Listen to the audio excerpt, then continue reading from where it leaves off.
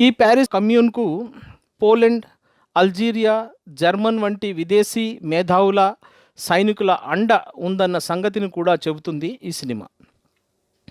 ఈ విప్లవంలోని లోపాలను, మొదటి ఇంటర్నేషనల్ అభిప్రాయాలను కూడా ఈ సినిమా ప్రస్తావించింది. మే 21 నుంచి మే 28 వరకు వారం రోజుల కాలాన్ని రక్తసిక్త వారం అని అంటారు.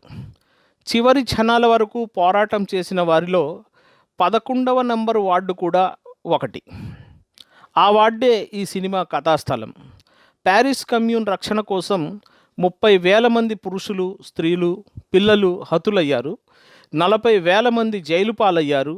దాదాపు 10,000 మందిని సుదూరాలకు ప్రవాసం పంపించారు.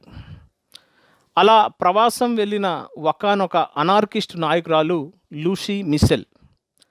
ది న్యూ బాబిలాన్ కథానాయికకు ఈమె గౌరవార్థమే లూసీ అని పేరు పెట్టి ఉండవచ్చు.